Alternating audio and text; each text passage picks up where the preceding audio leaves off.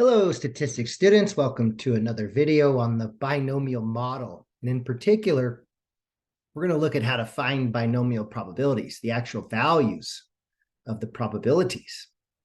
So now we have a handle on what it takes to have a binomial experiment so that we can use the binomial model, in particular the binomial distribution. And now we want to show how to find the actual probabilities. Because the binomial distribution depends only on the values of n and p, once you've identified an experiment as binomial and have identified the values of n and p, you can find any probability you wish. First off, we use the notation BNPX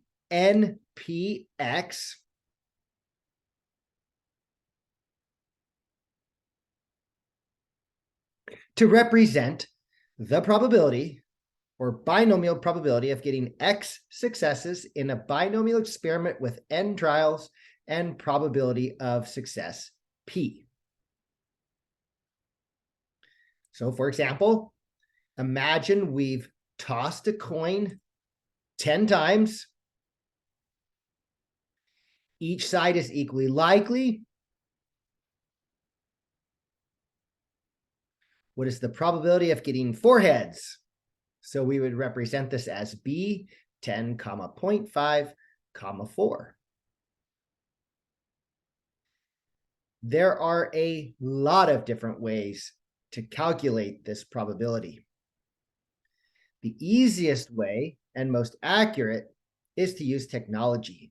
Statistical calculators like a Texas Instrument calculator or StatCrunch that we use in this class have the binomial distribution built in and can easily calculate probabilities for you. I'm going to show you how to do it in StatCrunch first and then on the TI calculator second.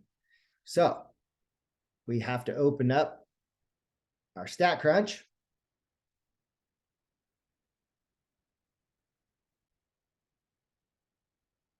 And go up to Stat Calculators, and we'll see that binomial. That's the second choice. We click on that, and so we need to put in our new parameters. So we have B10, n equals 10, p equals 0.5, and x equals 4. So we see n is already 10, p is already 0.5, but we want the probability that x is equal to 4, and we see that probability is around 0.205 rounded to 3 decimal places.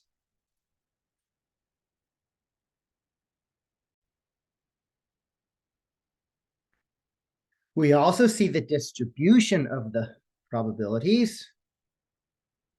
And so therefore, this binomial probability is around 0.205.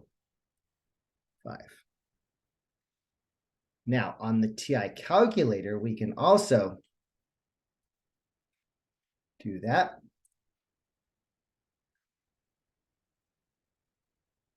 And for this one, we use distribution DISTR above the vars. And so that's blue. So I head to the second and distribution, and we'll see the binomial down here as letter A, binomial PDF. So we hit enter on that, and it gives us the options here. So we had 10 trials. We had a probability of success of 0.5, and we want to know the probability that we would get 4 successes. And we're going to paste that and then hit enter. And whoa, it's different, isn't it? Well, we can see here that I used 0.4 instead of 0.5. So let's try that again.